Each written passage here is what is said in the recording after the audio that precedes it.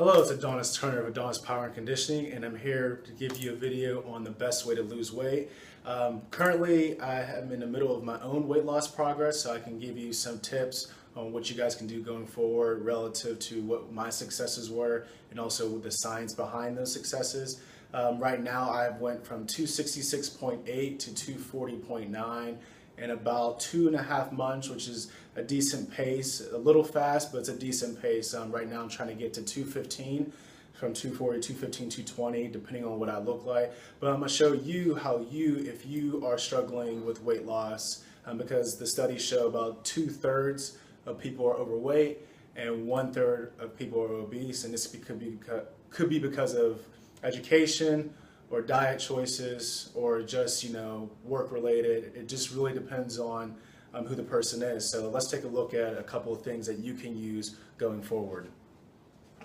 First off, you have to know your metabolism. 1 pound equals 3,500 calories. So, and this ties into what number 3 says, 1 pound equals 3,500 calories. 3,500 calories. So you need to know what your maintenance is every single day to support losing weight at a slow, steady rate over time. So if you say like, hey, I want to lose like 4 pounds in a week, first of all, that's too fast. And also, if your metabolism is pretty low, it's unrealistic. Or if you're not severely overweight, it's unrealistic. Second, eat nutrient-dense foods. Nutrient-dense foods, which I said in another video, will support you being full for a longer period of time, such as vegetables, fruits, potatoes, things of that nature. I always like potatoes because I think they're one of the best things as far as carbohydrates that you can have. You can eat probably 1, maybe 2, and that's like 200 calories and you're pretty full for a good bit of time. And if you like French fries, as opposed to going to McDonald's or Wendy's, you can make your own potatoes on the stove, and then that way you don't have to deal with a bunch of processed junk in your food. So yeah, there's many different options as far as combinations of nutrient-dense foods. You can make smoothies. I know I like to make, fruit smoothies with blueberries, bananas, strawberries. It really just depends on the day, and apples. So not only can you have fun with it and make tasty combinations, you can also lose weight in the process. Number 3, take your time. This is not a race. You don't get points for going faster. I mean, unless you're part of some challenge that's not going to support you.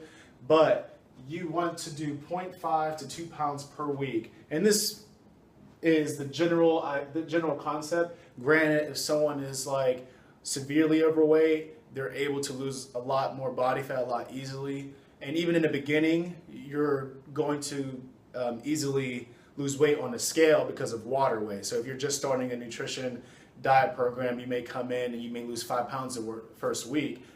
Some of that's water weight, some of that's body fat, but the progress you want to have is 0.5 to 2 pounds per week, and that'll support you in the long run, because if you go too fast, you'll jack up your metabolism. So I know some people do 1,500, 1,200 calorie diets. If you're doing that, you're going to mess up your metabolism for the long run. This is not a race. You want to set yourself up all the way through until you lose all the weight, and also when you get to a point where you're at a comfortable weight, you want to have a metabolism that's easy for your body weight to maintain. Easy for you to maintain your body weight. So for instance, if you lose 100 pounds and your maintenance is like 1,000 calories, that's too low, and it's going to be very, very easy for you to pack on body fat, because as soon as you're over your maintenance, that's what you're doing. Protein intake. Now this is going to support your metabolism as well, and you're going to minimize muscle loss. Now I know some guys may be fearful of this, and maybe some girls as well, but no matter what, if you're losing a good amount of weight, you're going to lose some muscle. It's going to happen, and if you don't believe me, try it. So I know I forget how much I've lost, but I've lost about 2 pounds of muscle out of the 27 pounds, but protein is going to help you to minimize muscle loss. So if you do 0.5 to 0.8 per pound of body weight, 0.5 to 0.8 grams of protein per pound of body weight. So if you were 100 pounds, you would need anywhere from 50 to 80 grams of protein per pound of body weight to minimize as much as you're genetically possible muscle loss. That way you can also keep as much of your metabolism as possible, because you're minimizing muscle loss. Because the more muscle you have, the faster your metabolism is. Also, your workouts to support what you're trying to do, you want to do interval training and weight training. I have not, in my 27 pounds or so in the last 2.5 months, I haven't done any long distance running, long distance walking, any 30 minutes of anything. I've only done weight training and interval training. Both of these will support you minimizing muscle loss and maximizing fat loss. If you don't believe me, I always recommend to compare two different athletes. If you look at the people who run marathons versus the people who run sprints in the Olympics. Just look, the number one person who does like marathon or 1500 meters, those long distance races, those guys do not have that much muscle mass because their sport does not require it. It would weigh them down. But if you look at sprinters, females or males, they have good metabolisms. I'm sure the long distance ones do too, but the point is they have good metabolisms because they have maximized their muscle mass, because they have low body fat, a lot of muscle, and this is what they do: weight training and interval training. So that is the easy way to look at it, as opposed to getting down to nitty gritty with ATP, fast twitch muscle fibers. Just look at a marathon runner versus a sprinter, and then you actually decide on your own what would you want to emulate and what you want to look like. So that's pretty much it, guys. You got to know your metabolism, and I can't stress this enough, because this is actually pretty hard if you feel that you can't do math, because you have to count your calories, you have to know how much food you're eating. If you're someone that's just an impulsive eater, this process is going to be hard, and you'll have to work on your character as far as, not attaching emotions to food before you even get started. Nutrient-dense foods, low-calorie, high-nutrient foods will fill you up for a longer period of time. Take your time. This is not a race. Most people need to lose 100 to 200 pounds, so you can't even think to put a time on that, because that usually can take a year to 2 years, depending on the person's adaptation to health and their genetics. Protein intake to minimize your muscle loss, you want to have 0.5 to 0.8 grams of protein per pound of body weight.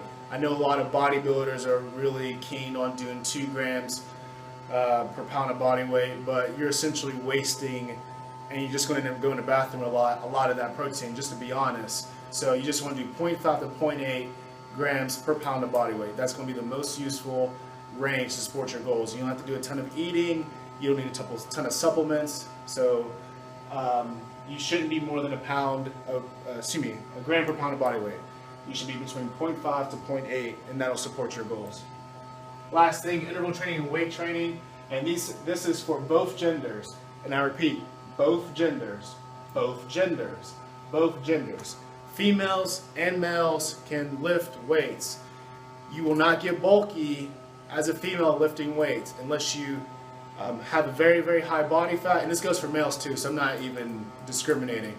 If the only way you're going to look like really bulky, really huge, is if you're on steroids, or if you have a very, very high body fat. It's very, very hard to have a low body fat and look very, very muscular, like the people you probably see on TV that are sponsored by supplement companies and things of that nature.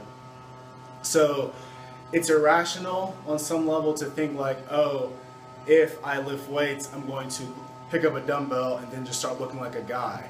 It's not even, you have to put a lot of time in and put a lot of effort in to get to that point. And even for guys that want to stay lean and not be bulky, you have to just understand that you're not going to be, unless you have a high body fat percentage, probably 20, 25, 30, it's not really going to be likely that you're going to just buff out of your shirt and look like Arnold Schwarzenegger, but unless you start taking things that are not natural for your body. So that's pretty much it, guys. Eat nutrient-dense foods and know your metabolism, and you will definitely be on the right path of losing your weight and retaining as much muscle as possible. Have a good one. Peace.